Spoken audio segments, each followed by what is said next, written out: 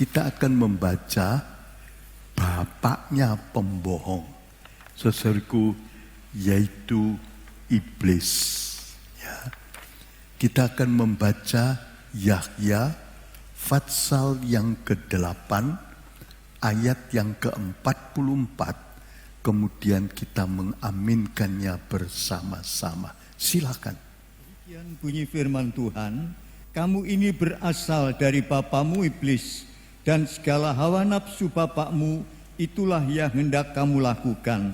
Ia adalah pembunuh manusia dari mulanya dan tidak berdiri di atas kebenaran, sebab tidak ada kebenaran di dalamnya. Bila ia berkata dusta, ia berkata dari tabiatnya sendiri, karena ia seorang pendusta dan bapa pendusta. Amin. Saudaraku, haleluya. Kita lihat iblis itu sumbernya, bapaknya, dusta, hoax, saudaraku. Kita lihat ada dua tanda khusus yang khas dari iblis.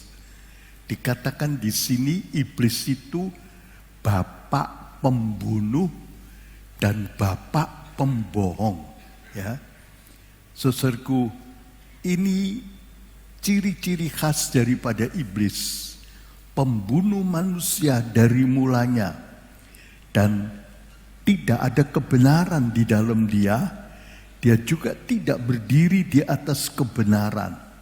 Kalau dia berkata dusta, itu memang tabiatnya sendiri. Saudaraku, dia adalah bapak pendusta. Jadi, saudaraku, iblis itu bapak pembunuh. Tabiatnya itu benci. Benci dan bunuh itu sama. 1 Yahya 3, kalau orang benci, makin kuat bencinya, makin ingin membunuh. Ya, saudaraku, kalau orang itu celaka, orang yang benci itu senang. Ini, saudaraku, adalah ciri yang khas dari iblis, saudaraku. Pembunuh dan benci itu sama. Itu ciri-ciri dari iblis. Sebaliknya Allah itu kasih, saudaraku, dan penuh dengan pengampunan, kasih. Jadi kita lihat, kalau ada benci, itu tandanya ada pekerjaan setan. Itu khas. Kalau satu orang bilang dia penuh Roh Kudus, dipimpin Roh, tapi benci, itu omong kosong.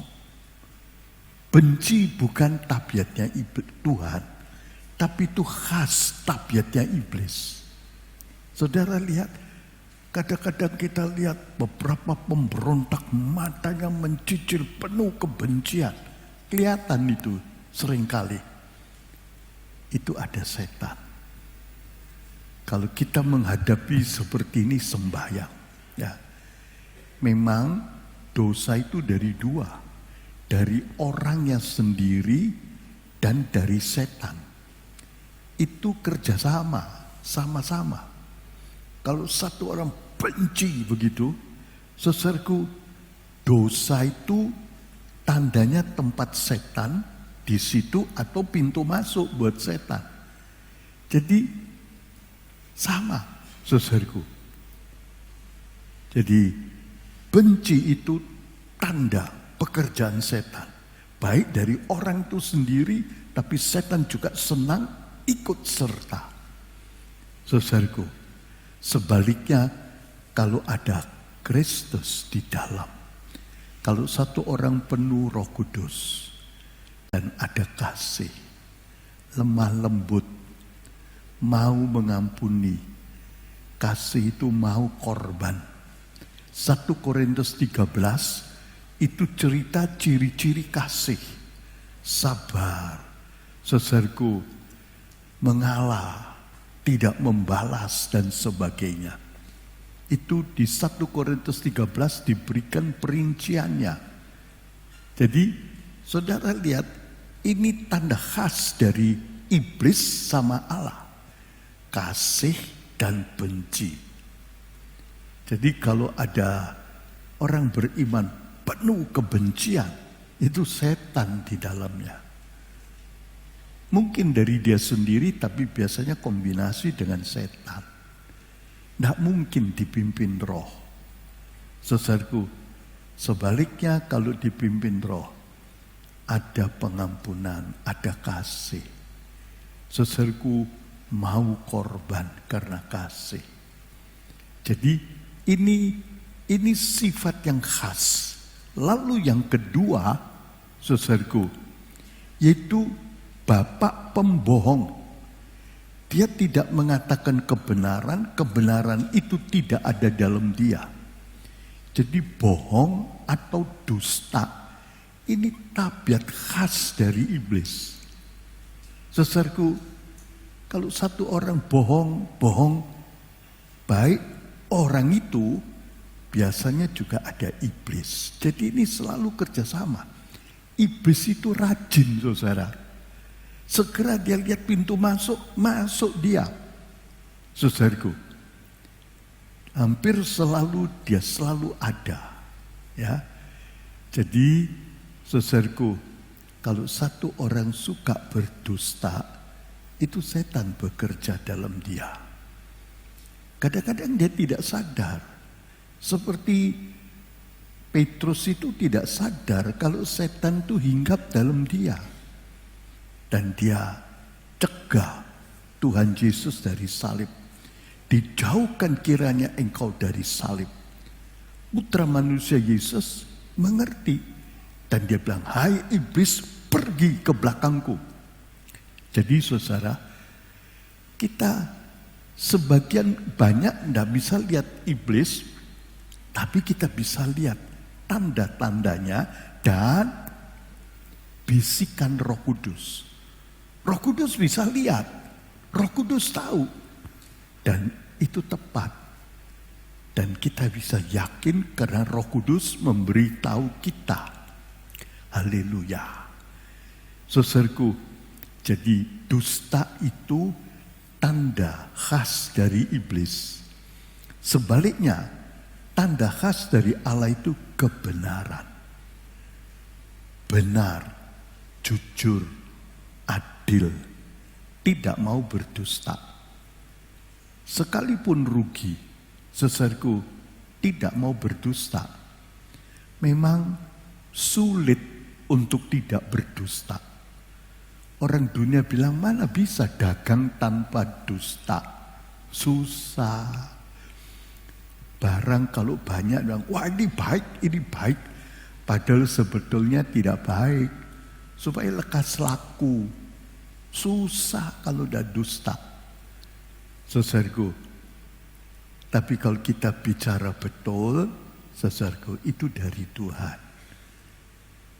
Memang rugi kalau jujur. Tapi orang yang dipimpin roh, saudaraku, dia tetap jujur dan cerdik. Bukan bersiasat, tapi Roh Kudus kasih tahu. Meskipun betul, jujur, tapi dia juga cerdik sehingga tidak dimakan musuhnya. Haleluya. Itu tanda khas dari orang yang dipimpin roh. Saudara lihat, tapi kalau orang, sebentar, kalau dusta itu begitu lancar, begitu gampang. Orang bilang lidah tak bertulang. Jadi kalau bicara itu seenaknya saja, bohong ngalor ngidul itu tenang. Saudaraku, itu bukan dari Tuhan. Saudara lihat, orang yang jujur kadang-kadang tidak bisa omong, tidak bisa bicara. Kadang-kadang dalam hal-hal yang penting kita tidak perlu bicara. Satu saudara ditanya, sambelmu kok enak? Laris. Depotmu itu laris. Isinya sambelmu itu apa? Dia tidak perlu buka, itu rahasia dagangannya. Dia bilang, ya isinya itu lombok. Saudara, sambel itu pasti lombok. Apalagi, saudaraku, ya ada garamnya. Dan selanjutnya rahasia pelayanan, rahasia pekerjaan. Tidak perlu kita bicara. Saudaraku, dia marah ya sudah. Itu hak kita. Saudara lihat, jadi hal-hal yang pribadi kita tidak perlu sungkan kebenaran. Tapi iblis lihai. Saudaraku, dia bisa berdusta begitu lihai, ya. Biasanya dusta dan benci itu kerjasama. Saudaraku, orang yang biasanya pintar dusta itu juga gampang benci, jengkel, mangkel, pegel. Saudaraku, sebaliknya orang yang benci itu juga gampang berdusta. Biasanya dua-dua saling mengisi. Saudaraku, di dalam Alkitab kita lihat ada kira-kira 170 ayat tentang dusta. Dan dusta, saudaraku, ini sama-sama dengan benci, itu tujuannya membunuh. Saudara lihat, benci itu, kalau lihat orang yang dibenci celaka, senang dia. Biar lekas mati begitu, karena benci. Jadi kalau orang, saudaraku, mengharapkan kematian, itu masih ada benci. Mungkin sudah dibuang, masih ada sisa-sisa. Kita juga bisa mengerti kadang-kadang upah dosa itu maut. Kalau satu orang hidup dalam dosa akhirnya celaka, ya kita tahu, tapi jangan benci. Memang akhirnya itu ada akibatnya. Hukuman Tuhan akan datang. Satu penipu, satu kali akan kena batunya. Orang dunia bilang sepandai-pandai tupai melompat, akhirnya jatuh juga. Sepandai-pandainya membungkus mayat, berbau juga. Orang dunia pun lihat, itu sulit disembunyikan. Akhirnya keluar dan kena akibatnya.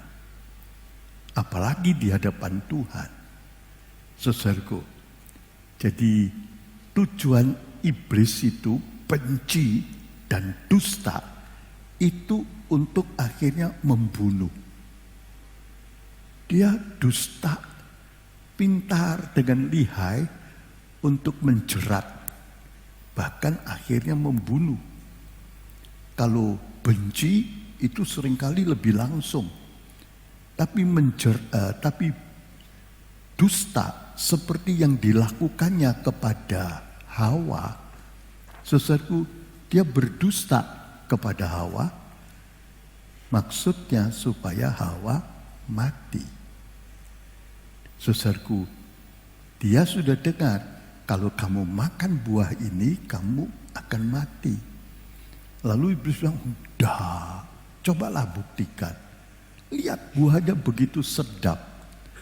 Tidak mungkin, apa itu mati? Tidak pernah ada mati, tidak mungkin di Eden ada kematian. dimakan, betul tidak mati. Tapi putus hubungan dengan Tuhan itu permulaan kematian. Akhirnya dia lihat anak yang dikasihnya mati. Dan dia sendiri akhirnya mati. Saudaraku, jadi ini tujuannya kematian. Saudara lihat kembali tadi. Jadi saudaraku, iblis itu bapaknya pembunuh dan pendusta. Ini tabiat iblis, benci, dusta. Itu tabiat daging, tabiat lama, ciri khas iblis. Saudaraku, kita sekarang lebih banyak ke arah dusta, hoax, ya. Kita sering baca hoax, pronunciation-nya hoax. Saudaraku, di dalam wasiat lama seringkali masih ada dusta. Kadang-kadang orang bilang dusta putih, maksudnya baik.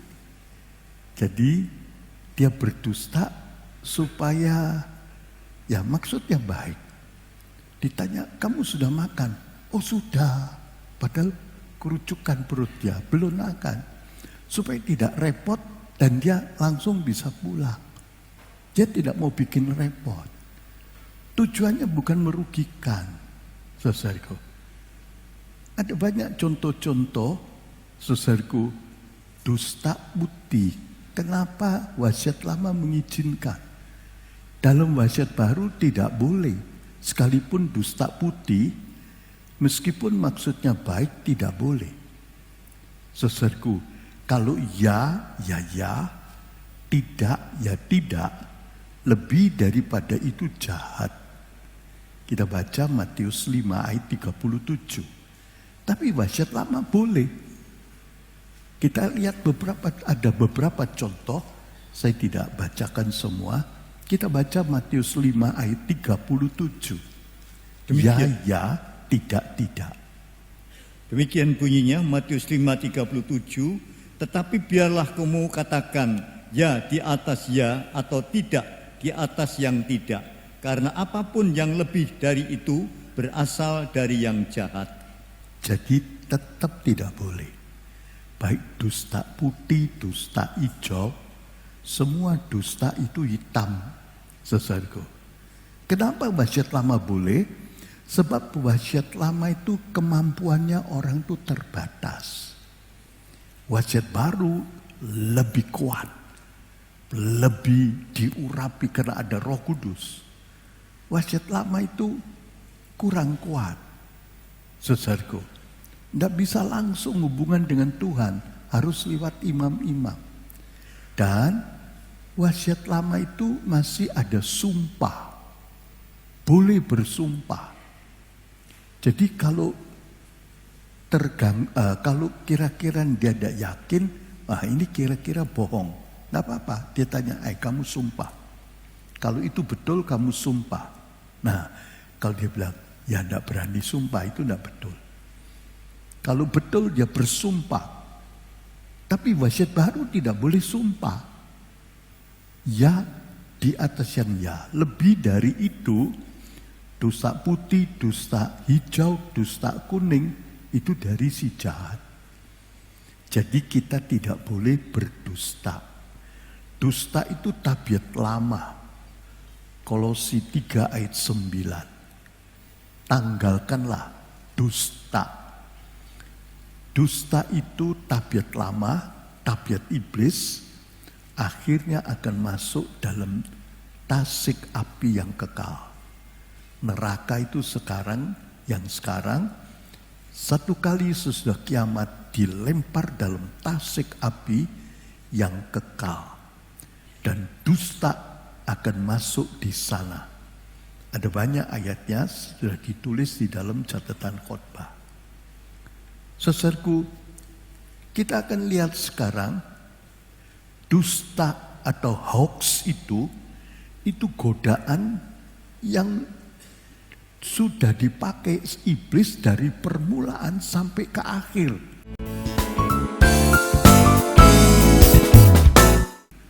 Saudaraku, itu dusta itu dosanya iblis kekal. Jadi kita lihat dari permulaan sampai ke akhir penuh dengan hoax ini. Saudara lihat dalam tabel ini, kita lihat keseluruhannya dulu. Sebelum dunia dijadikan, itu iblis sudah membujuk malaikat-malaikat lain. Dia berontak dan dia ajak untuk sama-sama berontak. Banyak yang ikut. Dalam Yesaya 14, Yehezkiel 28, saudaraku, ditulis juga dalam 1 Petrus 2 ayat 4, malaikat yang jatuh tidak ditebus.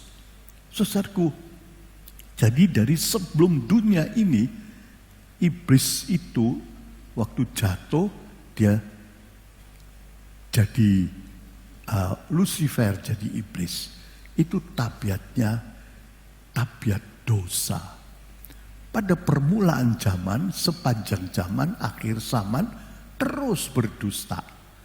Pada permulaan zaman, saudaraku, dosa pertama dari Hawa, seperti gambar yang tadi kita lihat, saudaraku, itu iblis dusta. Tidak apa-apa. Di Eden mana ada mati? Apa kamu ngerti mati? Saudaraku, biasanya anak kecil mungkin 2-3 tahun tidak ngerti kalau mati. Saudaraku, ada cerita di salah satu medan perang, ada tembakan. Ibu ini gendong anaknya, dipeluk anaknya, dan dia dengar tembakan, dia sembunyi, dan anaknya disembunyikan supaya tidak kena tembak. Dia yang kena tembak. Saudaraku, mati. Tapi anaknya, bayinya ini tidak mati.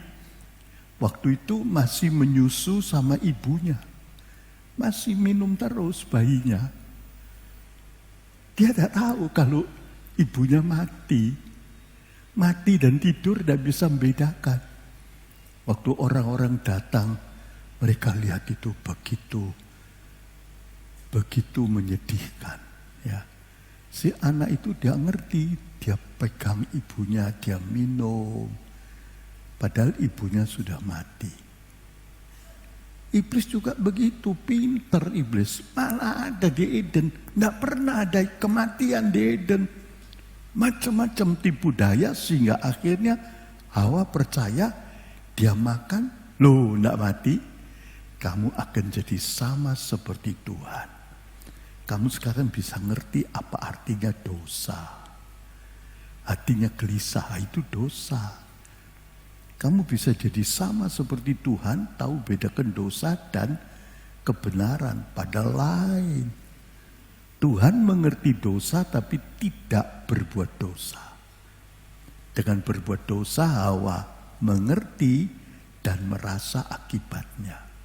Ditipu.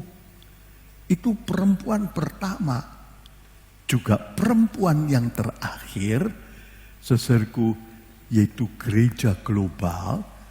Itu juga digambarkan seperti perempuan dalam Wahyu 12 ayat 1. Saudaraku, ini juga, saudaraku, ditipu oleh iblis dengan hoax. Kita akan lihat dulu dalam skema tadi, saudaraku, supaya lebih teratur skema. Saudaraku, jadi iblis itu dari permulaan zaman sudah memakai hoax itu sepanjang zaman. Saudaraku, penuh dusta. Saudaraku, sampai Lameh pun bilang, siapa yang mukul aku tak bunuh, itu yang pantas. Setan mah bagus. Banyak dusta, apalagi zaman Nuh. Tidak apa-apa, makan minum, kawin mengawinkan, berzina, menipu, tidak apa-apa. Saudaraku, sepanjang zaman. manusia ditipu setan sehingga binasa. Dan akhir zaman itu ada 3,5 tahun pertama, 3,5 tahun kedua. Dalam 3,5 tahun pertama ada kuda putih pengajaran sesat. Itu penuh tipu daya. Saudaraku, dusta iblis begitu banyak. Kalau kita tidak mengerti firman Tuhan, mudah tertipu. Kita mesti mengerti firman Tuhan dengan cukup banyak, lengkap, sampai mengerti. Firman Tuhan itu jangan cuma didengar. Pokok dengar, ngerti tidak ngerti, sudah, salah. Orang yang mendengar firman Tuhan dan tidak mengerti, itu seperti benih yang jatuh di jalan. Datang burung dimakan habis, tidak ada efeknya. Harus mengerti. Tapi orang yang mendengar firman Allah dan mengerti, dia akan berbuah-buah. Jadi kita harus selidiki dan mau bertanya. Tanyalah pada saudara seiman lain, pada pimpinan, gembala kecil. Saudaraku, perlu bertanya. Saudaraku, jangan segan. Saudara bisa telepon setiap hari jam kerja. Jangan tengah malam, saudaraku, kecuali situ barang akut, oke. Tapi kalau tanya ya jam kerja saja. Saudaraku, tanya semua. Kalau yang menjawab belum bisa, minta waktu, ya cari kesempatan sampai bisa. Saudaraku, ini kuda putih itu pelajaran sesat. Saudaraku, kemudian naga itu dia mau membunuh perempuan dan anaknya gagal, lalu dia kejar perempuan ini supaya kena dari mulut naga ini keluar air bah untuk menghanyutkan dan membinasakan perempuan itu.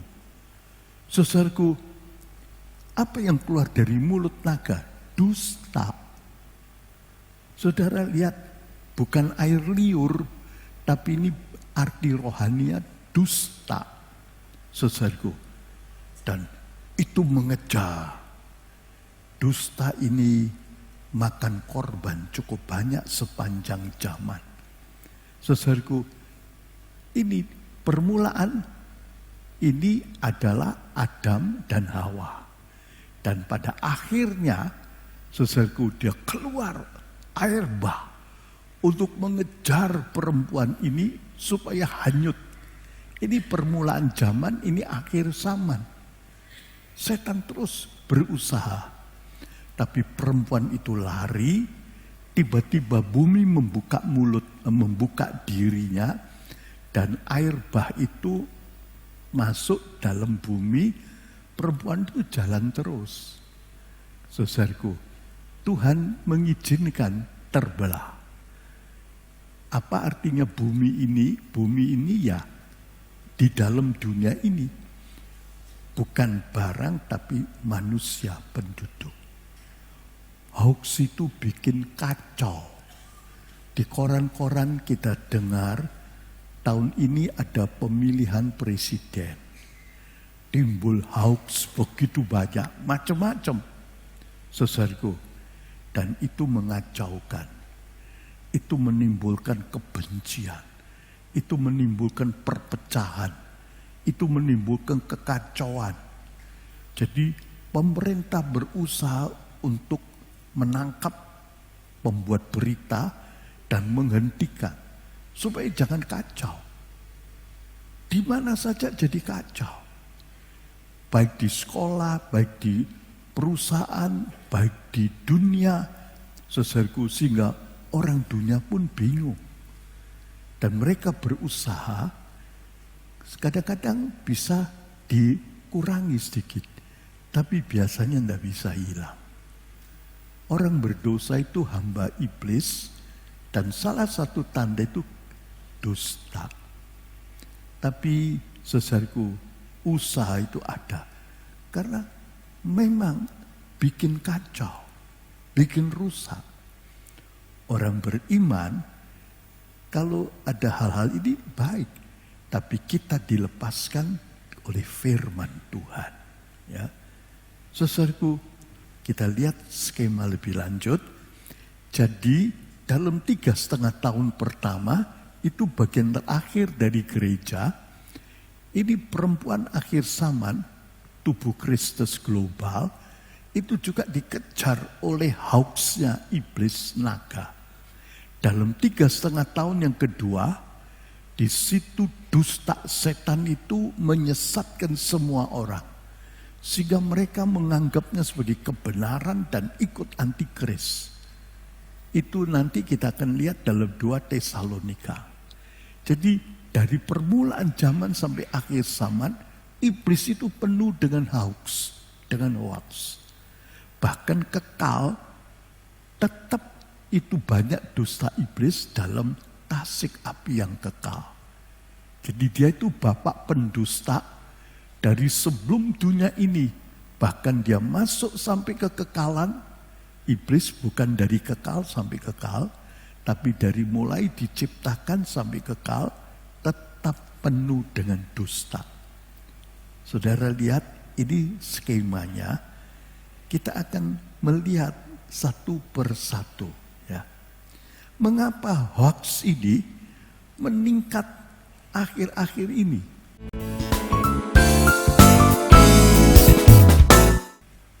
Sepuluh tahun yang lalu belum seperti ini.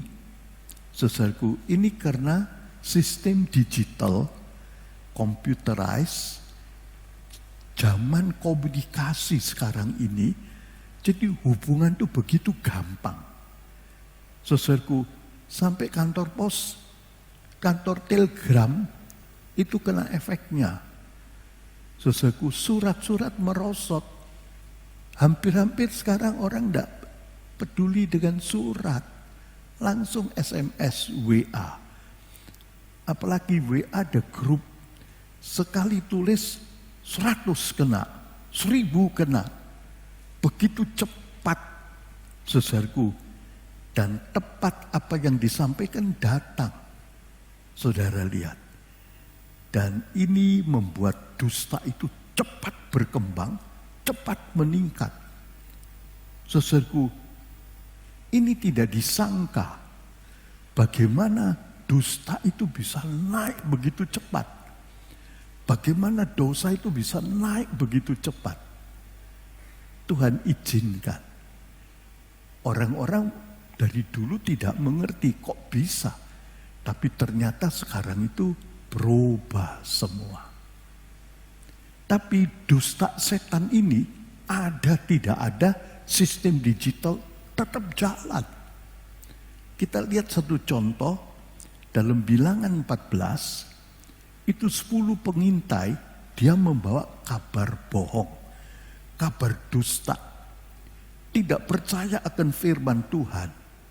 Saudaraku, firman Tuhan bilang ini negeri perjanjian. Dia bilang tidak mungkin. Saudara lihat 10 orang ini bawa kabar jahat ini, kabar dusta, bisa mempengaruhi 2 juta orang Israel dengan cepat sekali.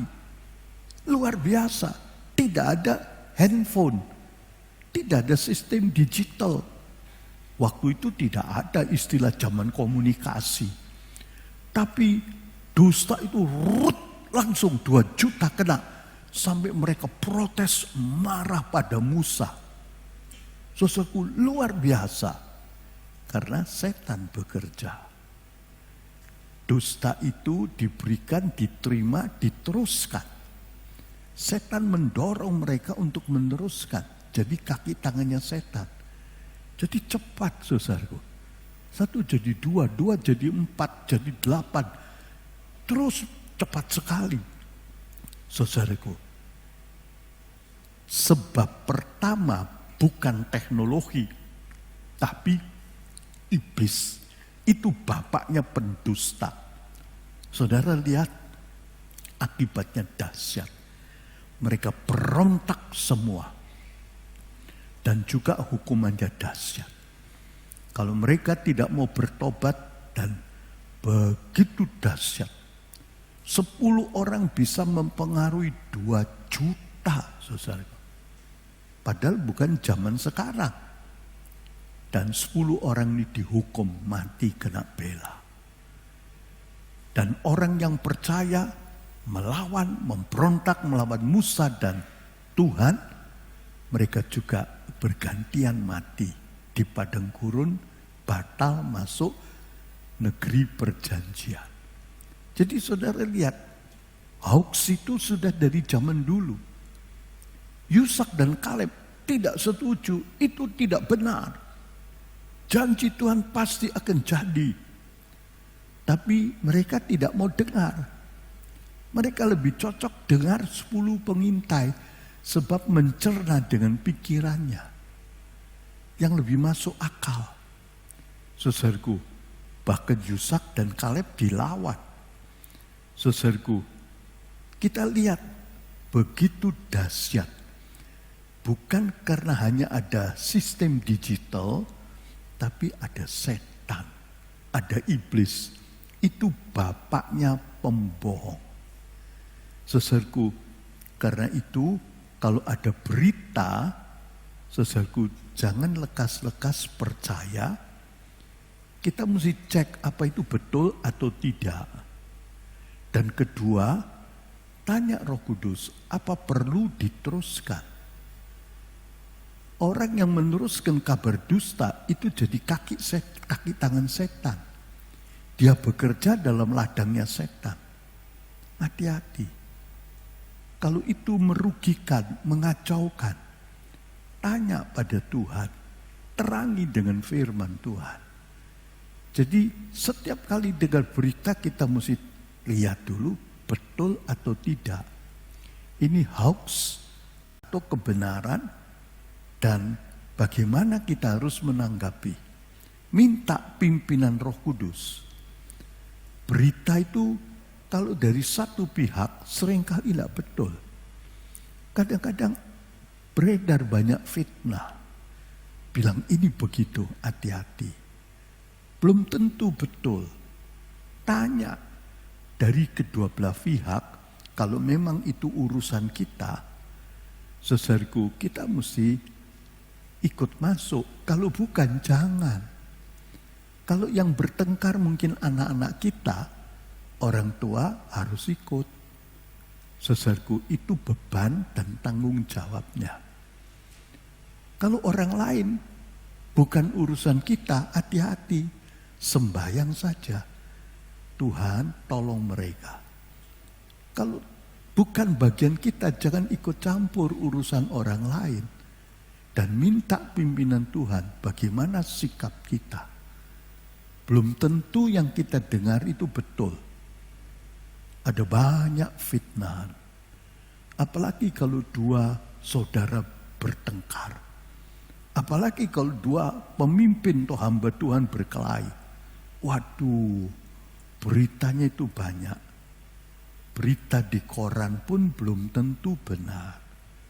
Sebab itu juga manusia masih bisa salah. Apa yang kita dengar itu belum tentu betul. Harus dengar 2 pihak. Sudah dengar 2 pihak pun belum tentu bisa langsung mengambil kesimpulan. Masih harus dianalisa. Kalau bukan bagian kita, serahkan Tuhan, sembahyang. Saudaraku, kalau bagian kita ya harus diurus. Tapi tidak gampang. Baik yang kita dengar atau kita lihat. Kadang-kadang kita lihat ada orang mukul.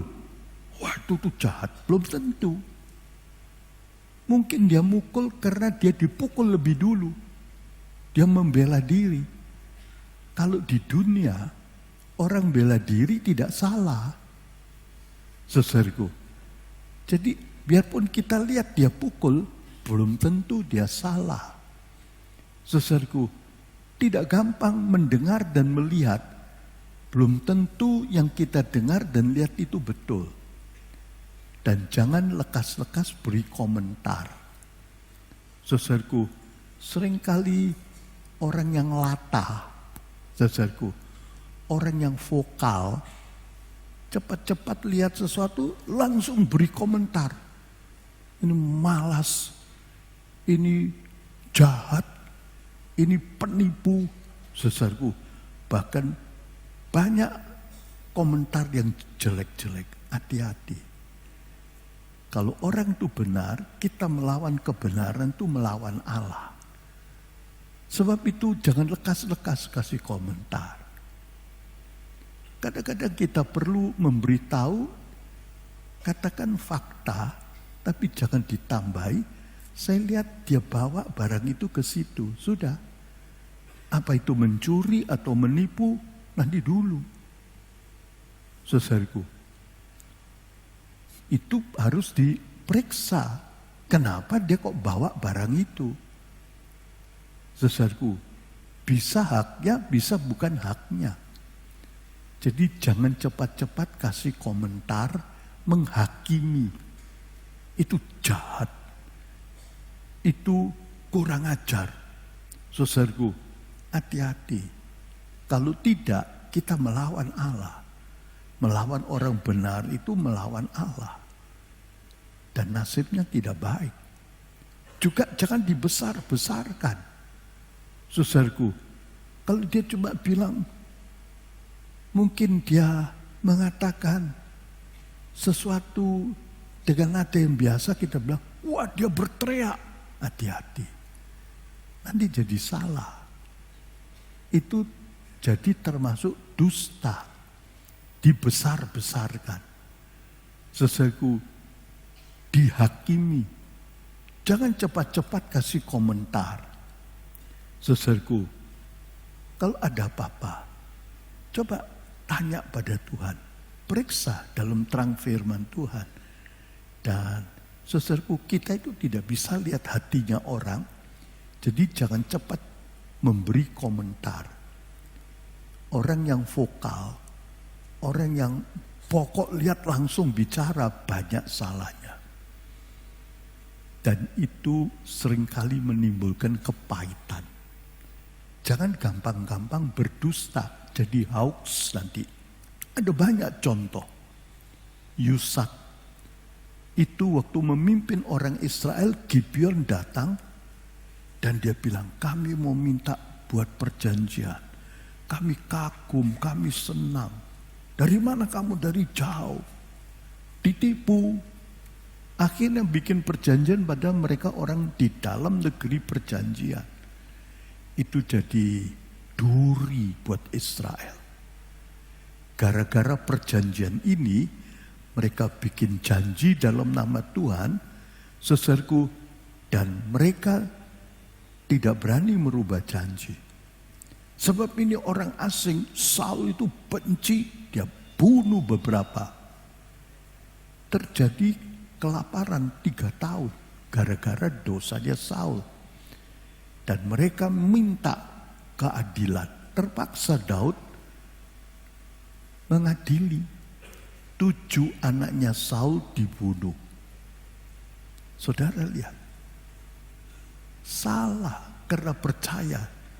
Saudaraku, kena tipu.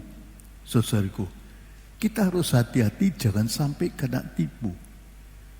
Saudaraku, banyak korban dari hoax, bukan cuma di dunia, tapi juga di dalam gereja. Banyak korban.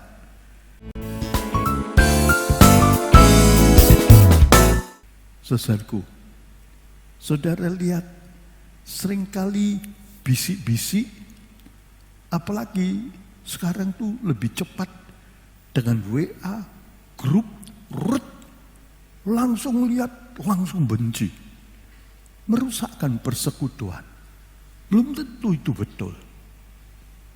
Kalau toh betul, kita tidak benci tapi mengampuni dan jadi berkat. Coba kalau bisa ditolong. Biarpun salah tidak dipentung. Kadang-kadang memang harus ditindak. Tapi belajar dengan adil. Saudaraku, berapa bisik-bisik bikin kacau.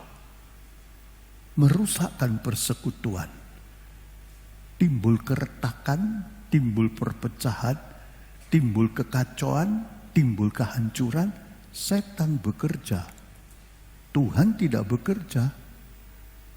Saudaraku, dan timbul banyak dosa, kepahitan, dan celaka. Sebab itu hati-hati. Dusta itu, ini hoax itu nama baru. Tapi sebetulnya ini nama lama itu sudah dari dulu. Sebelum dunia ini jadi. Itu tabiatnya iblis, hoax. Saudaraku, jangan sampai kita salah. Periksa dulu. Saudaraku, kadang-kadang kita itu, apalagi kalau sudah ada, tidak senang. Orang yang tidak senang itu kadang-kadang dengar, langsung ikut marah. Saudara lihat, sebab sudah jengkel mangkel pegel, terus dengar sesuatu, wah terus menyala. Hati-hati. Dan masuk dalam jerat setan, akan timbul banyak kepahitan. Baik dalam keluarga. Ya, saudaraku, anak, apalagi kalau sudah punya mantu, punya cucu, hati-hati. Jangan langsung dianggap kebenaran, cek dulu dengan orangnya. Sudah dicek dua pihak itu saja masih sulit ambil keputusan. Siapa yang salah, siapa yang benar. Saudaraku, ini makan banyak korban. Sehingga persekutuan itu jadi kacau. Kadang-kadang jadi blok-blok. Itu orangnya tidak baik. Tidak bisa bergaul. Tidak toleran. Jadi lalu ada sekat. Kalau sudah disekat-sekat, setan tinggal ngadu domba. Dan mudah membakar kebencian. Dan dosa-dosa lain. Saudaraku, hati-hati. Ini sudah ada dari dulu. Cuma sekarang, naiknya begitu cepat. Dengan sistem digital zaman komunikasi ini. Luar biasa. Sehingga dosa itu naik begitu cepat. Sehingga saya pikir, apa ini tanda-tanda kedatangan Tuhan? Saudaraku, biasanya dosa itu naik juga naik. Tapi sampai dunia pun pernah, saudaraku, di luar kota saya lihat spanduk begitu. Hoax itu memecah bangsa, menimbulkan kebencian. Begitu gampang. Apalagi pemilu, tidak semua orang jujur. Hati-hati, dan dalam gereja kita tidak main politik. Pribadi tetap ikut dalam pemilu, itu hak dan kewajiban, tapi gereja tidak memihak. Jangan ada gereja partai A, gereja partai B. Salah. Gereja bukan badan duniawi, tapi badan ilahi. Gereja adalah bagiannya Tuhan Yesus, tubuhnya Tuhan. Ini timbul banyak korban. Sehingga dalam keluarga, dalam kelompok, dalam gereja, antar gereja, muncul perpecahan. Kadang-kadang lihat gereja lain bilang, itu wah brengsek, itu pendetanya, itu tuata sidangnya, anggotanya begini-begini, dia bicara begini, belum tentu betul. Biarpun sudah ditulis di koran, belum tentu betul. Saudaraku, untuk memastikan harus diadili, dua pihak didengarkan. Kalau kita tidak dengar apa-apa, terus langsung menjatuhkan hukuman, bilang ini jahat, ini begini-begini, kita salah sama Tuhan. Saudaraku, jangan sampai jadi korbannya hoax. Saudaraku, kedua, tipu daya setan. Seperti pada Hawa, 2 Korintus 11 ayat 2. Banyak alasan, tidak apa-apa. Saudaraku, apalagi sekarang ada HP. HP itu bisa jadi sumbernya hoax. Bukan cuma berita-berita, Tapi kesukaan dosa yang sesaat, enak ini. Wah, senang. Saudaraku, ditunjukkan keindahannya, kenikmatan kesukaan dosa sesaat, itu menipu sehingga banyak orang berdosa. Saudara lihat saja pornografi, itu menjatuhkan banyak orang dalam dosa perzinahan. Kalau kita mau tetap hidup benar, serta dilihatnya jahat, dia pergi tidak mau. Saudaraku, jangan kita terus sudah tahu itu salah, jangan terus. Waktu Daud lihat ada satu orang telanjang mandi, zaman dulu sudah ada loteng. Dia di loteng di sana. Loh, dulu itu kamar mandi itu tidak seperti sekarang, jadi kelihatan. Coba dia pergi selamat. Justru ditunggui. Akhirnya hawa nafsunya menyala. Ditanyakan siapa? Akhirnya berzina. Pahit, saudaraku. Itu jadi cacat besar. Rencana Allah merosot banyak. Coba Daud tidak bersalah, bisa-bisa dia jadi sempurna seperti Elia Henokh. Dia seorang yang sangat berkenan kepada Tuhan. Sayang. HP itu jadi begitu banyak taburan iblis. Itu dustanya setan banyak. Menimbulkan keinginan yang salah. Tidak apa-apa. Semua begini. Orang Kristen ya sama. Pemimpin-pemimpinnya tidak apa-apa. Saudaraku, hati-hati. Itu makan banyak korban. Ya. Berapa banyak lebih senang lihat HP daripada Alkitab. Kasihan. Sayang, dia akan mengalami masa depan yang gelap dan pahit. Saudaraku, karena itu kita harus hati-hati. Ya. Ini yang menyebabkan dosa itu begitu cepat, dusta itu begitu cepat naik. Kemungkinan ini tanda-tanda sudah mendekati. Kita mesti sedia. Dulu tidak pernah terpikir ada hoax begitu banyak. Semua tahu dulu bohong itu di mana-mana. Kata bohong, dusta itu umum. Tapi sekarang jadi hoax. Di koran-koran itu jadi besar. Di pamflet dan di mana-mana.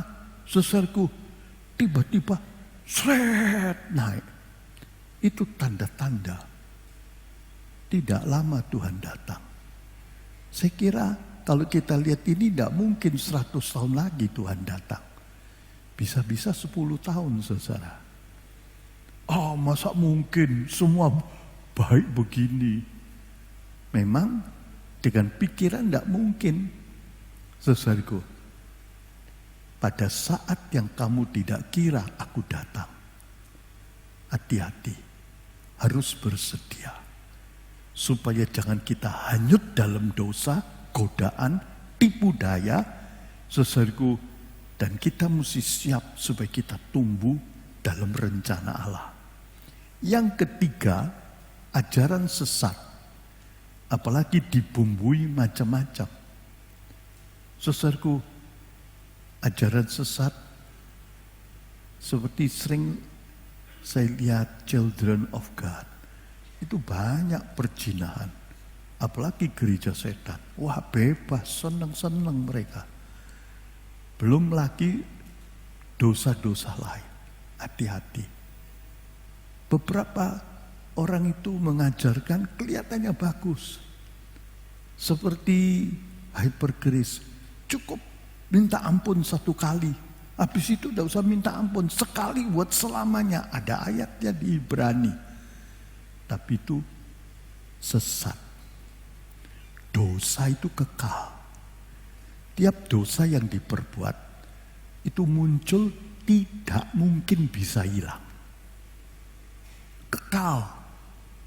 Saudaraku, tidak larut oleh lama, tidak ada pemutihan. Dosa zaman Nuh tetap ada. sesudah kiamat kira-kira 6.000 tahun masih ada. Dan tiap orang dihukumkan, saudaraku, menurut dosa-dosanya. Hanya darah Yesus yang bisa menghapus dosa yang kekal. Tidak betul minta ampun sekali buat seterusnya. Memang praktis enak. Sudah sekali minta ampun, segala dosa diampuni. Itu dusta. Dusta iblis. Iblis terus berdusta lewat orang-orang yang mau dijadikan kaki tangannya. Oleh karena itu kita perlu mengerti kebenaran firman Tuhan. Kebenaran firman Tuhan itu seperti fondasi, saudaraku, ya. Perlu ada fondasi. Kalau rumah ada fondasi, kena macam-macam banjir, hujan, badai, tidak roboh, saudaraku. Ngerti firman Tuhan. Mengerti itu jadi fondasi. Kalau kita mengerti, kita punya pendirian. Kalau orang tidak mengerti, ya bagaimana ya? Tidak bisa punya pendirian. Orang tidak ngerti tentang aborsi, ya boleh enggak ya? Umur berapa? Janin berapa tahun? Bingung. Tapi kalau punya fondasi, pengertian, mulai dari saat pembuahan, tidak boleh, itu pembunuhan. Dengan cara apapun pembunuhan. Kalau kita mengerti, kita punya pendirian yang kokoh, saudaraku. Jadi perlu mengerti supaya punya pendirian yang kuat dan bisa berbuah. Sampai di mana kita mengerti, timbul iman dan timbul buah-buah. Kita yakin kita bisa berubah. Kita bisa tinggalkan tabiat yang lama dan kita mengalami. Jadilah seperti imanmu. Iman itu dari firman. Oleh karena itu kita perlu punya dasar. Yang tidak punya dasar ambrol, ambruk. Hari-hari ini banyak contoh di surat kabar.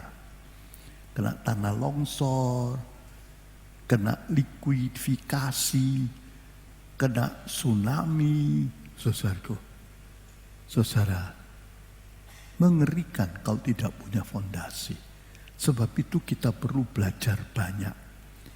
Supaya punya fondasi, pengertian, pendirian, dan bisa berbuah. Belajar, jangan sedikit-sedikit. Tidak cukup, saudaraku. Sering yang paling gampang membandingkan SD, SMP saja tiap hari sekolah. Kadang-kadang sampai jam 1, jam 2, jam 3. Kalau ada anak pulang 1 jam sekolah, coba seminggu sekali, orang tuanya bilang, kamu mau jadi apa? Mau jadi apa? Mau jadi bedes ya? Mana mungkin SMP bisa lulus kalau sekolah seminggu cuma 1 jam atau 1 hari. Apalagi kita untuk masuk surga. Menghadapi dunia yang begitu jahat, dosa begitu meningkat, belajar lebih banyak. Indah, hati kita jadi sukacita, iman kita jadi kuat, hidup jadi indah dan penuh dengan Roh Kudus. Saudaraku, orang kalau tidak cinta firman Tuhan, beberapa banyak itu firman ya cukup sebagai liturgi, satu acara, ya cukup pendetanya saja suruh belajar, suruh sekolah teologi. Kita tidak perlu, saudaraku, tidak ada kasih akan firman Tuhan. Kadang-kadang lebih baik pendek-pendek saja. Ada satu keluarga di satu tempat, dia bilang, gereja saya firman paling banyak 1/2 jam. Saudaraku, saya bilang, kamu belajar lagi. Belajar lagi. Saya kasih tulang Elisa, saya bilangi, belajar lagi. Perlu. Saudaraku, seminggu 1/2 jam. Untuk penginjilan cukup. Kadang-kadang 20 menit cukup. tapi buat pertumbuhan tidak cukup. Supaya kita punya fondasi, kita mesti mengerti kebenaran untuk setiap segi hidup dengan jelas. Saudaraku, bukan cuma tentang aborsi, tentang menghormati orang tua, tentang suami istri. Wah, itu begitu banyak. Tentang pekerjaan dan keuangan. Banyak detailnya. Belajar terus. Kita akan punya pendirian dan kita akan sukacita. Sebab kita bisa memilih yang betul dan hidup benar itu sukacita. Hidup dalam dosa itu pahit, penderitaan. Saudaraku, belajar. Saudaraku, supaya jangan kena hoax. Kalau tidak mengerti firman Tuhan, akan mudah kena hoax. Orang yang tidak cinta firman Tuhan, tidak peduli, bosan, dia akan mudah kena tipu daya setan. Apalagi pada akhir zaman ini, ada kuasa yang kuat yang menyesatkan banyak orang yang tidak punya pengertian. Saudaraku, sebab itu bersedialah supaya kita tidak sampai jatuh. Sayang, sorga itu betul-betul ada. Saudaraku, kita perlu belajar baik-baik akan firman Tuhan.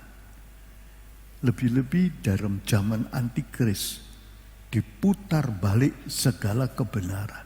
Sekarang saja kadang-kadang orang jadi bingung mana yang betul, mana yang salah, diputar balik. Iblis itu jagonya, bapaknya. Sejak zaman dulu dia sudah pintar memutar balik. Kalau kita tidak punya pengertian pendirian dan Roh Kudus yang mengingatkan kita, yang membawa kita kepada segala kebenaran, mudah hanyut, saudaraku. Karena itu utamakan firman Tuhan dan penuh dengan Roh Kudus dalam kesucian. Gereja itu perlu mengutamakan limpah firman dan limpah berdoa dalam roh dan kebenaran. Bahkan waktu kita nyanyi dengan segenap hati, saudaraku. Dan itu jadi satu pengakuan kita, satu hubungan yang manis. Jangan gereja cuma penuh lucu-lucu, macam-macam rekreasi yang menyenangkan, dekorasi. Ya kalau Natal, beberapa minta supaya dihias, baiklah sekali-sekali. Kita juga mengundang orang baru supaya mereka juga lihat ada dekorasi yang baik. Tapi bukan itu tujuannya. Kita perlu mengerti firman Tuhan supaya bisa membedakan, supaya tidak kena tipu daya setan. Setan itu bukan cuma jahatnya, tapi tipu dayanya.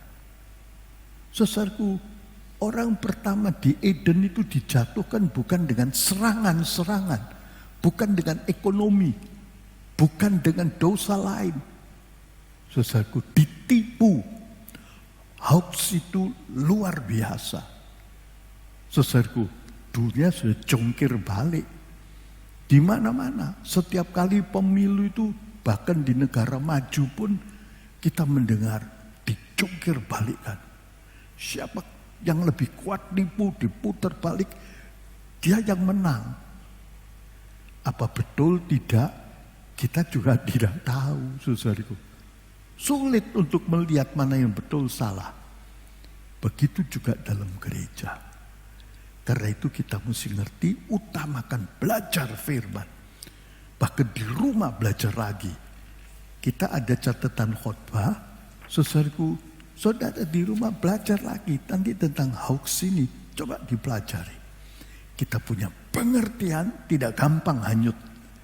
Dan kita tidak akan, saudaraku, terombang-ambing. Punya pendirian, punya sejahtera. Dan bisa tumbuh dalam rencana Allah yang indah. Kadang-kadang, saudaraku, orang cuma senang pokoknya ke gereja itu supaya senang-senang. Ada nyanyian, ada tarian, ada macam-macam atraksi yang indah-indah. Ada door prize dan sebagainya.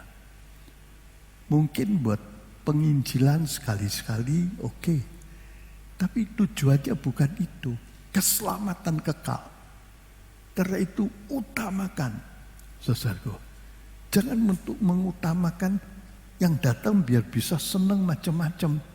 Ya kita usahakan yang cukup menyenangkan itu ya. Saudaraku, kebersihan, sirkulasi udara, parkir, semua itu dipikirkan ada bagian-bagiannya. Tapi nomor satu supaya pengertian firman Tuhan tumbuh. Jangan tinggal bayi. Belajar kebenaran-kebenaran firman Tuhan. Oh haleluya. Kadang-kadang ada orang lebih senang ngerti lebih banyak. Tidak boleh ini, tidak boleh ini, repot. Senangnya segala boleh, saudaraku. Kalau tidak bertentangan dengan firman Tuhan, boleh. Kita jangan nambahi larangan.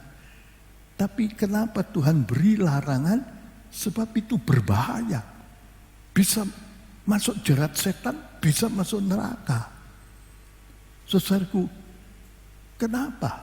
Saudaraku, pemerintah bingung, ada formalin, ada boraks atau apa yang bisa berbahaya untuk makanan.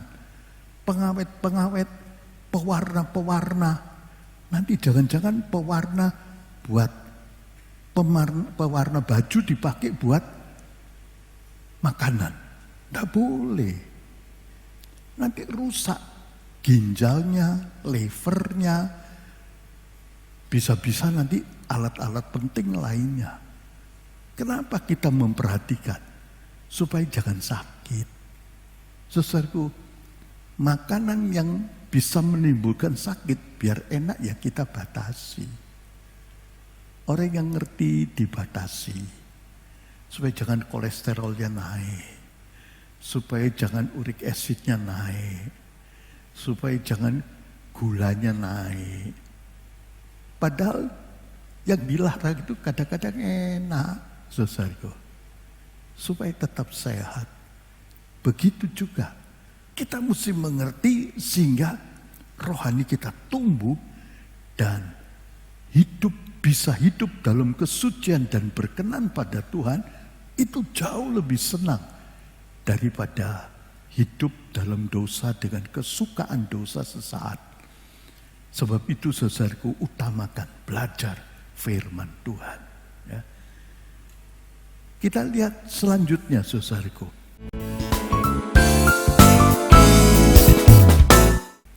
Gereja yang tumbuh, menang dan sempurna itu akan sampai pada tingkatan yang indah. Yang pertama, kita lihat gereja yang jadi sempurna itu seperti 144.000 orang yang di Wahyu 14 itu termasuk mempelai. Ya.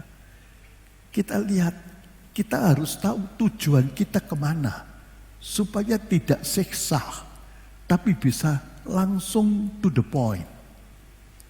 Saudaraku, sehingga kita efektif tumbuhnya ini.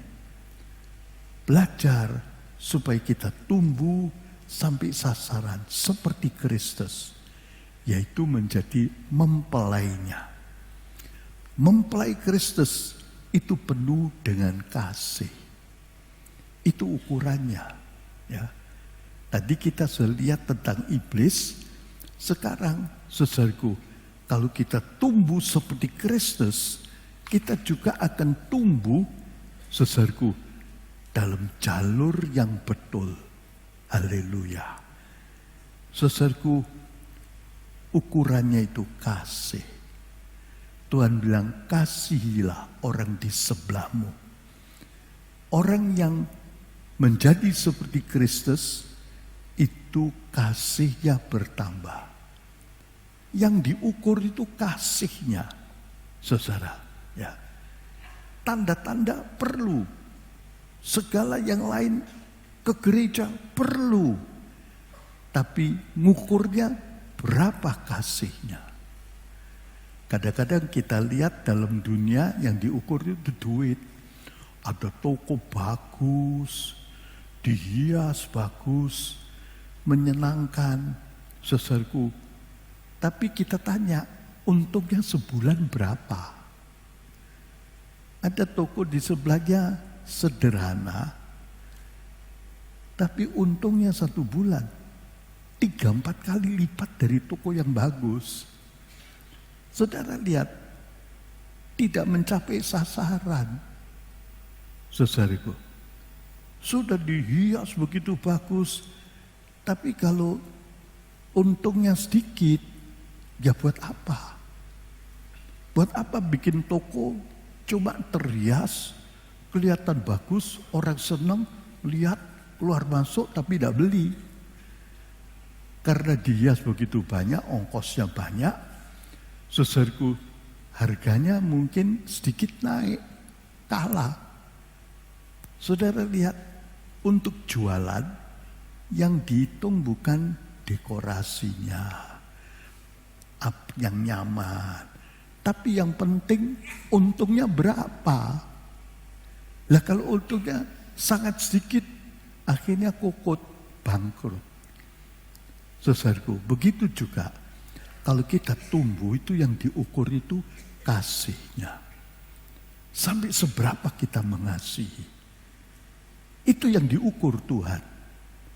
Saya kagum, pernah saya ceritakan dalam buku Benih Mati Memekar. Saudaraku, satu hamba Tuhan, anaknya dibunuh dari Korea Selatan oleh pemuda komunis Korea Utara. Dia mengampuni. Saudaraku, akhirnya ketemu dan dia mau berhubungan. Bahkan dia injili, dia nasihati.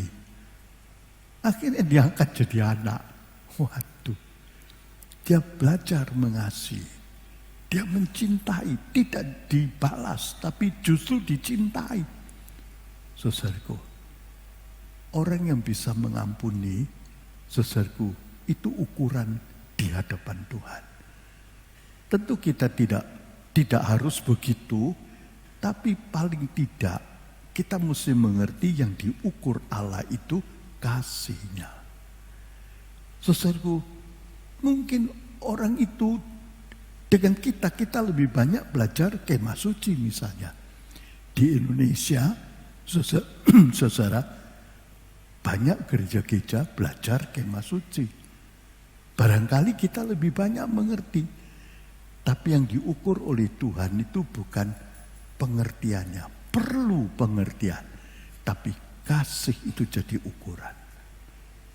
Apa kita mengasihi? Jangan jauh-jauh. Apa kita mengasihi suami kita, istri kita? Saudaraku, jangan sampai cocok. Tidak ada orang tumbuh ketemu tutup. Kadang-kadang suami istri itu masih bisa berbeda pendapat. Kalau suami istri itu bebas boleh mengutarakan pendapat, namanya dua pribadi, selalu ada dua pendapat. Tidak apa-apa. Tapi kita cocokkan, saudaraku, apalagi tentang hal-hal rohani, dicocokkan dengan firman Tuhan. Kadang-kadang dengan beberapa yang lain, saudaraku, saya ambil patokan mana yang betul. Kadang-kadang soal musik, ya saya bilang, saya tidak ahli, coba tanya yang ngerti. Lah itu bisa jadi patokan. Saudaraku, supaya betul-betul bisa baik. Saudaraku, dalam soal-soal rohani patokannya firman Tuhan. Kita harus belajar bisa mengasihi. Apalagi di dalam persekutuan. Itu jadi ukuran. Mempelai itu orang yang penuh kasihnya. Saudaraku, yang sempurna seperti Musa. Dia bisa mengasihi orang yang menjahati dia. Tentu kita harus cerdik, jangan ngawur bisa, dicelakakan orang jahat, tapi jangan benci. Minimum tidak ada kebencian, meskipun kasihnya cuma 1 milimeter permulaan ya sudah, tapi tumbuhkan terus. Belajar, bisa bersekutu, bisa mengasihi lebih baik. Itu ukuran pertumbuhan yang betul. Kedua, saudaraku, orang yang jadi sempurna, saudara lihat mulutnya tidak ada dusta. Kita baca Wahyu 11 ayat 14 ayat 4. Silakan. Demikian bunyinya Wahyu 11 14 ayat 4. Wahyu 15 ayat yang 14 ayat yang keempat. 14 ayat yang keempat. Demikian bunyinya. Inilah orang-orang yang tidak menajiskan dirinya dengan perempuan, karena mereka itu teruna. Inilah orang-orang yang mengikut anak domba itu kemana saja ia pergi. Mereka itu sudah ditebus dari antara manusia sebagai buah-buah sulung bagi Allah dan bagi anak domba itu. Ayat 5. Dan di dalam mulutnya tidak didapati dusta, sebab mereka tidak bercacat celah di hadapan tahta Allah. Saudara lihat, ini jadi ukuran. Di mulutnya tidak ada dusta. Haleluya. Kita harus belajar seperti ini. Ini tidak gampang. Kita baca lagi Yakobus pasal 3 ayat 2 dan 3. Tidak mudah. Orang yang bisa mengendalikan mulutnya, itu orang jadi sempurna. Silakan. Demikian bunyinya Yakobus pasal 3 ayat 2 dan 3. Sebab kita semua tersandung di dalam banyak perkara. Jika seseorang tidak tersandung dalam perkataannya, ia adalah seorang yang sempurna, yang juga mampu mengekang seluruh tubuhnya. Lihatlah, kita menaruh kekang di mulut kuda, supaya mereka mematuhi kita, dan kita dapat membelokkan seluruh tubuhnya. Saudara lihat, saudaraku, perlu. Jangan kita ditipu oleh iblis, sehingga mengeluarkan dusta, atau meneruskan dusta, menyetujui dusta. Saudaraku, hati-hati. Kita ikut Tuhan itu yang dihitung kasihnya, kesuciannya, dan mulut ini. Karena itu Tuhan bilang dalam Yakobus 1 ayat 26, orang yang tidak menjaga mulutnya dibiarkan ngalor ngidul, bicara seenaknya, ibadatnya jadi sia-sia. Kita akan banyak menyesal dan pahit kalau ibadat kita jadi sia-sia. Tahun ini kita masuki tahun yang baru. Tadi kita sudah salah satu tanda, kelihatannya sudah makin dekat. Ada banyak tanda-tanda lain dalam Alkitab. Bersedialah, saudaraku, untuk menghadapi segala perkara. Dosa akan terus bertumbuh, kejahatan, kekejian akan makin meningkat dan bisa jadi kena. Tapi kalau kita bersedia, kita akan lolos. Lebih-lebih kalau kita bersedia, kita bisa-bisa ikut pengangkatan. Sering saya katakan supaya kita ingat, andai kata Tuhan datang 10 tahun lagi, andai kata 10 tahun, kita ini termasuk generasi akhir zaman. Yaitu orang yang masih hidup pada waktu Tuhan Yesus datang pengangkatan. Itu generasi akhir zaman. Dan di antara itu ada orang-orang beriman, saudaraku, yang akan mengalami menjadi generasi Tuhan Yesus yang kedua. Orang beriman yang mengalami kedatangan Tuhan. Kita orang seperti ini punya kesempatan yang luar biasa. Saudaraku, Kita bukan cuma melihat, mengalami kedatangan Tuhan, tapi kita bisa ikut dalam pengangkatan. Itu satu kesempatan yang luar biasa. Saudaraku, dalam 3,5 tahun sebelum pengangkatan, gereja akan mengalami masa keemasan seperti sorga di bumi. Sangat indah, kuasanya, pembukaan firman-Nya, kesukaannya, urapannya. Saudaraku, begitu limpah, berkat-berkatnya limpah. Saudaraku, semua yang lahir di akhir zaman percaya, itu sebetulnya punya kesempatan ikut masuk dalam golongan pengangkatan. Tergantung kita. Tuhan adil, semua bisa ikut. Kalau kita mau bersedia baik-baik di jalur yang betul, kita akan tergolong orang yang ikut pengangkatan. Luar biasa. Saudaraku, memang mungkin yang umurnya sekarang 90 tahun, ketar-ketir, jangan-jangan mati dulu. Kalau mati di dalam Tuhan, masih tetap untung. Waktu Tuhan datang, dia ikut bangkit dan naik. Tapi yang ikut pengangkatan berubah dalam sekejap, itu lebih indah. Saudaraku, itu zaman keemasan yang luar biasa. Ngalami sorga di dunia. Luar biasa. Kadang-kadang orang senang tur, lihat tempat yang indah, senang, meskipun cuma berapa menit, saudaraku. Kadang-kadang cuma setengah jam, tapi sudah pernah lihat, terus di foto-foto, saudaraku. Tapi itu tidak bisa merubah kantongnya, kesehatannya, sekolahnya. Dia cuma lihat.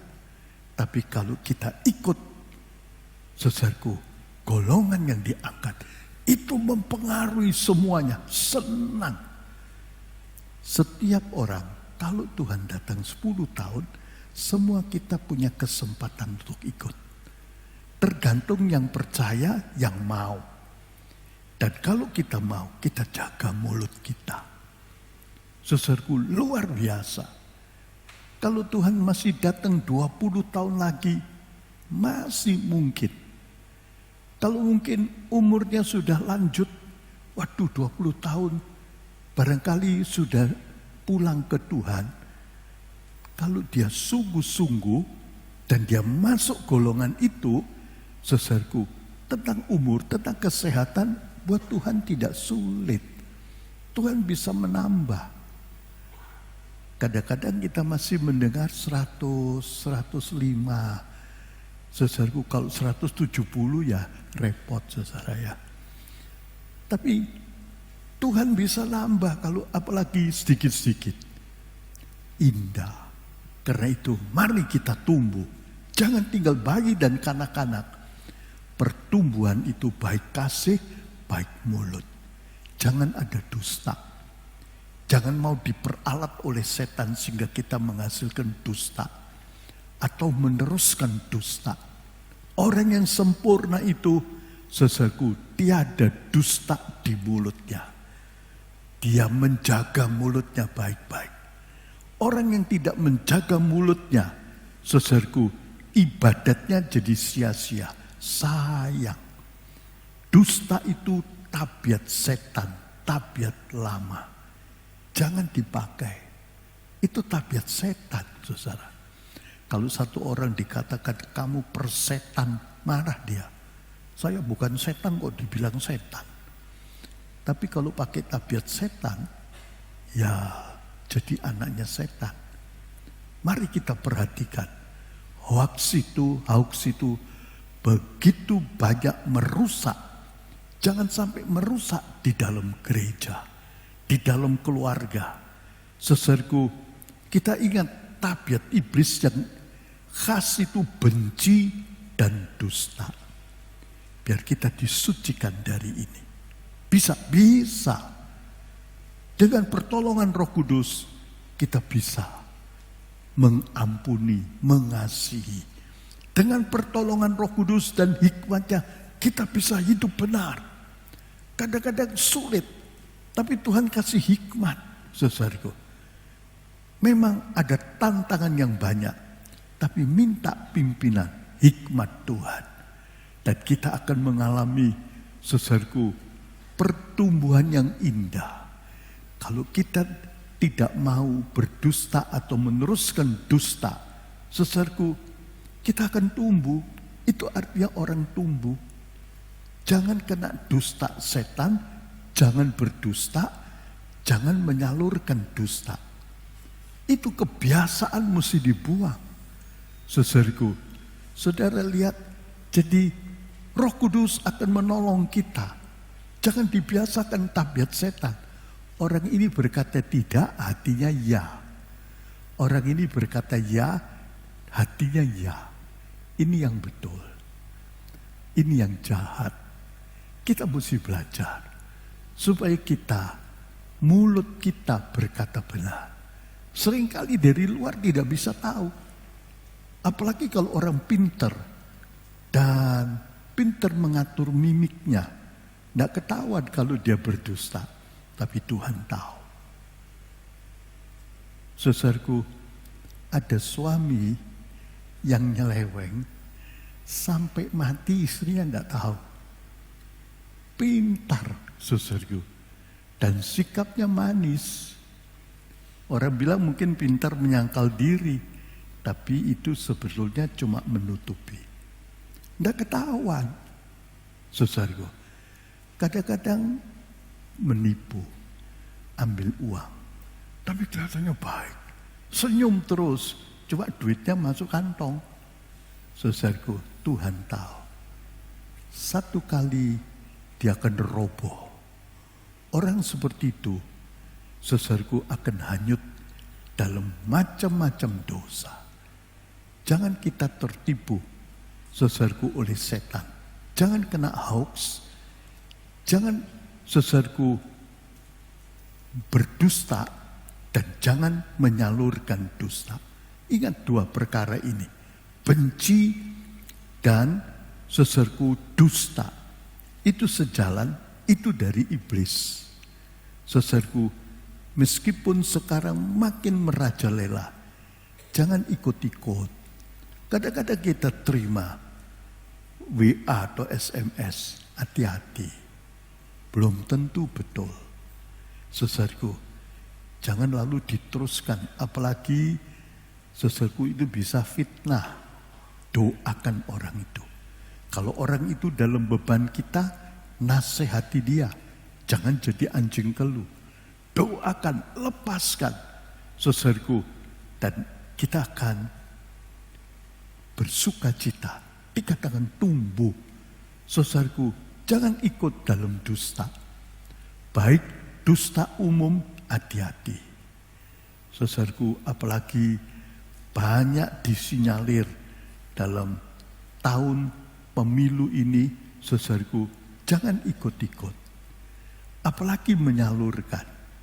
Saudaraku, betul setiap orang punya hak untuk memilih dan perlu tahu dengan betul. Tapi jangan jadi korban dari hoax. Apalagi dalam keluarga, apalagi dalam pelayanan, dalam pekerjaan, dalam rumah tangga kita. Biar kita belajar, saudaraku, hidup berkenan pada Tuhan. Tabiat yang jahat ini kita buang, saudaraku, dan kita belajar terus meningkat supaya kita siap. Sungguh mendebarkan hati. Kalau lihat macam-macam perubahan, istimewa dosa yang meningkat begitu sangat.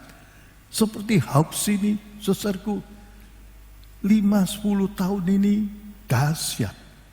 Sebelumnya tidak ada. Tsunami itu dulu tidak ada. Saudaraku, totok kita dengar. Itu sudah biasa. Setiap orang bisa nulis tsunami, saudaraku. Dulu orang bilang ini kata Jepang ini. Tidak ngerti.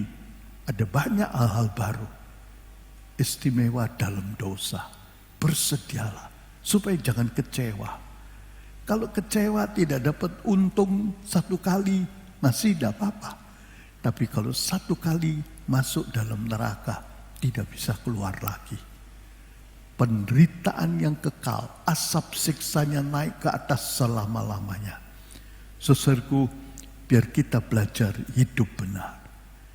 Jangan setuju dengan dusta. Jangan meneruskan dusta. Apalagi yang bisa merusak, saudaraku, sembahyang. Minta hikmat Tuhan, minta kuasa Tuhan. Supaya kita jadi berkat, supaya kita jadi alat Tuhan, jangan jadi alat iblis. Orang yang berdusta, itu dosa. Itu dosanya iblis. Akhirnya akan pahit hidupnya. Di dunia dan satu kali dalam neraka. Dalam kekekalan selama-lamanya. Sebab itu saudaraku, kita mesti hati-hati. Dari dulu hoax itu sudah ada. Jangan kita diperalat oleh iblis. Tapi biar kita diperalat oleh Tuhan. Kita mau jadi hamba-hambanya Tuhan. Memberitakan kebenaran. Melepaskan orang daripada dosa dengan kebenaran. Daripada ikatan. Daripada segala kehidupan yang lama. Tapi jangan jadi alat iblis. Begitu gampang, apalagi dengan HP. Perhatikan, jangan itu jadi taburan dosa. Jangan itu jadi hoaxnya setan. Terus digoda, dirayu dengan segala kesukaan dosa yang sementara. Dengan segala kemanisan duniawi. Sampai-sampai mengorbankan perkara-perkara rohani yang kekal. Saudaraku, kita hati-hati. Hidup cuma satu kali. Jangan sampai kita kehilangan kesempatan untuk tumbuh, untuk selamat dan tumbuh.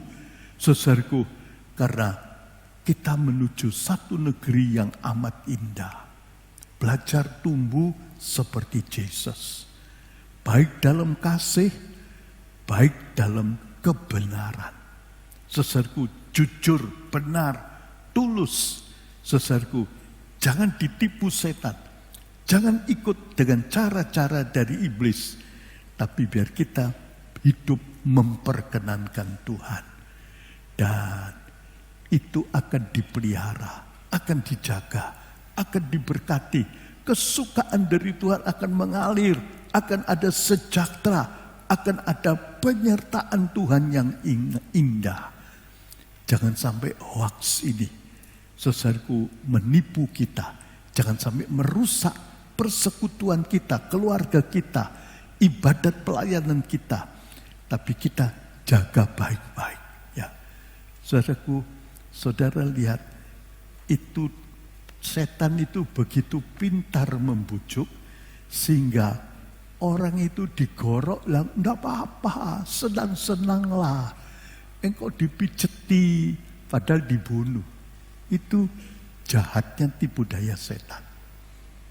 Tidak apa-apa. Boleh. Hawa boleh.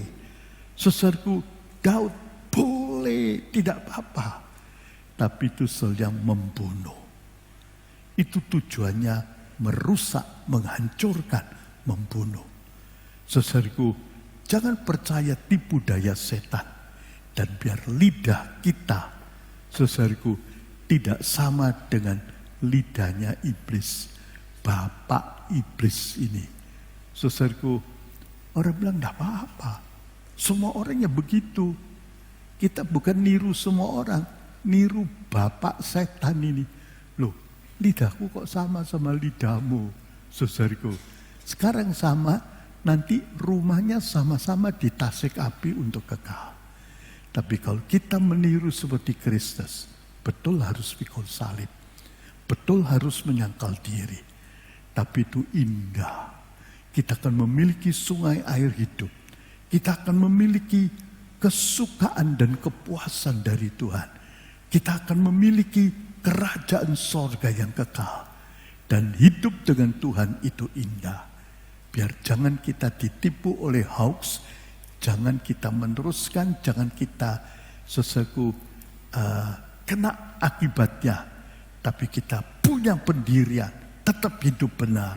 Tidak ikut tipu daya setan. Mari kita bangkit berdiri.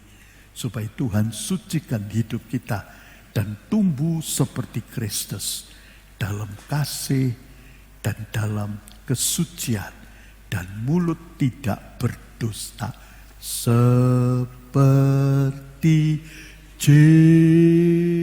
Yesus.